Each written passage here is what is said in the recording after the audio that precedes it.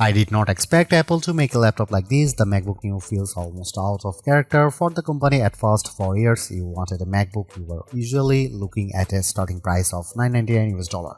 Sure, older models like the MacBook Air M1 could fall to around $699 US on sale, but that was still far above what most budget buyers were shopping for. The MacBook Neo starts at just $599 US for education, which is a huge jump downward. That is $500 less than the new MacBook Air M5. And yes, that price is low enough to set off warning alarms, but after testing the MacBook Neo, I think the surprise is not that it is cheap. The surprise is that it is actually good.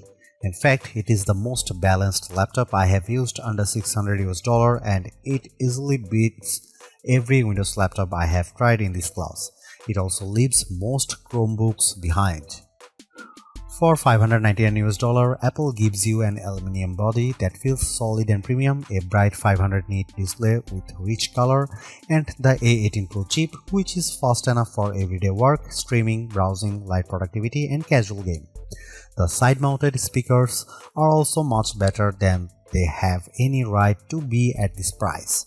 So, what did Apple give up to make that happen? Where does this laptop fit in the wider market? And should you actually buy it? Let's get into the full MacBook Neo review. The MacBook Neo is one of the most interesting Apple products in a long time, and it launches at a time when value matters more than ever. Prices are rising across consumer electronics, memory is getting more expensive, global trade pressure is still affecting hardware costs, and people are simply more cautious with money than they used to be. Apple is usually treated as the company that sells premium gear, and that is mostly true. But that does not mean Apple cannot make good value products. The Mac Mini M4 is already a strong example of that. The MacBook Neo goes one step further by targeting the budget and mid-range laptop space directly. That is a market filled with Chromebooks and affordable Windows laptops, and Apple is now entering it with a product built entirely on its own rules. And that is the key point here. The MacBook Neo is cheaper, but it does not feel striped down in the usual way. You still get a beautiful aluminum laptop, now offered in 4 lively color options that make Apple's lineup feel more fun again. The display is another big win. It is a 13-inch Retina panel with 2408 by 1506 resolution, which is sharper than the 1080p screens that dominate this price range. The webcam is 1080p and looks clean for video calls, the speakers sound excellent, and the laptop runs the full version of macOS. That means you are not stuck in a limited or locked down environment. You can use a standard Mac apps just like you would on a more expensive Mac. The main compromise is memory. The base model has 8GB of unified memory, which is enough for everyday use, but it is not ideal for heavy multitasking. Even so, for standard schoolwork, browsing, office tasks, and light creative work, it performs well. The real story though is the price. At $599 US, the MacBook Neo is shockingly competitive. For students, the price drops to $499 US, and at that point it becomes very hard to argue against. Finding a Windows laptop or Chromebook that matches this level of build quality and display quality at that price is extremely difficult. Of course, there are trade-offs. The keyboard has no backlight, so it is not ideal in low light, and the 2 USB-C ports use older USB 3 and USB 2 technology instead of modern high-speed standards. Still, even with those compromises, Apple has made one of the strongest budget laptops available in 2026. It may not be the cheapest laptop you can buy, but it is one of the most complete. That alone makes it a serious problem for the competition. This is where Apple's usual strength shows up immediately. The MacBook Neo may be affordable, but it does not look or feel like a cheap laptop. That is one of the biggest reasons it stands out so much in this category. The aluminum construction gives it a firm, premium feel that most budget laptops simply cannot match.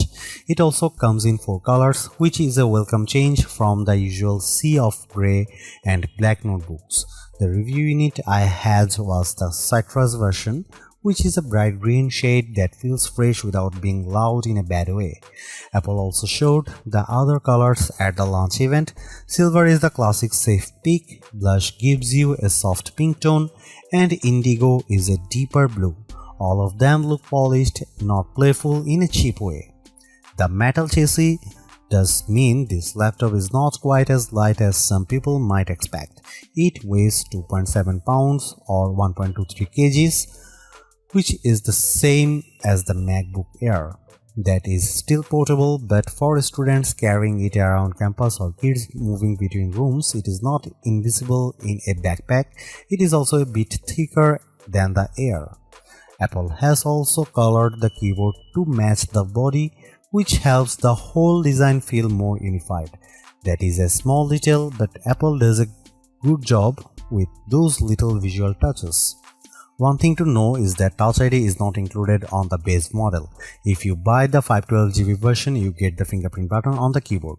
That is much more useful than the standard log button on the cheaper model, especially because Touch ID speeds up logins, purchases, password entries, and app approvals. It is a shame Apple locked that feature behind the more expensive configuration, since biometric security is already common on many cheaper laptops. The keyboard itself is comfortable and familiar. It feels like a proper Magic Keyboard, which is good. The bad news is that it is not backlit. That is probably the clearest compromise Apple made to hit this price point, and it matters more than some people might think. In a dim classroom, a dorm room, or a late-night study session, the missing backlight becomes annoying fast. That may not be a deal breaker, but it is definitely something buyers should know. On the left side, you get two USB-C ports. These are also used for charging because there is no MagSafe 3 here. At first glance, the ports look the same, but they are not. The port closer to the back uses USB 3 and tops out at 10 Gbps, which is fine for modern accessories and decent for external storage, though still far slower than the Thunderbolt 4 or Thunderbolt 5 on more expensive MacBooks. You can plug in a 4K 60Hz monitor through it, which is useful. The second USB-C port uses USB 2, which is far slower and only really suitable for basic accessories like a mouse or keyboard. That means the two ports may look identical, but they do very different jobs. This is one of the strangest cost-saving choices Apple made. It works, but it is not elegant. Someone could easily plug a device into the wrong port and wonder why performance is so slow. Even if the logic makes sense from a cost perspective, USB 2 in a 2026 laptop feels hard to defend.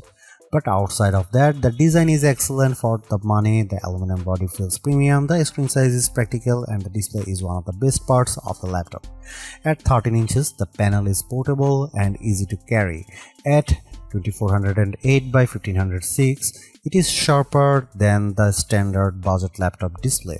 At 500 nit, it is bright enough to use in a lot of different environments, and with support for 1 billion colors, the image looks rich and vibrant. If you are used to cheap laptops with dim, flat, washed-out panels, the MacBook Neo will feel like a major step up. It is one of the best displays you can get on an affordable laptop and maybe the best overall. The only thing missing is touchscreen support, which Apple still refuses to add here. The MacBook Neo is the best budget laptop you can buy right now. It sits at the higher end of the budget category, but the quality gap between it and most Windows laptops or Chromebooks at the same price is hard to ignore. The MacBook Neo looks better, feels better, and performs better in daily use. The display is excellent, the speakers are unusually good, and the overall experience feels far more premium than the price suggests.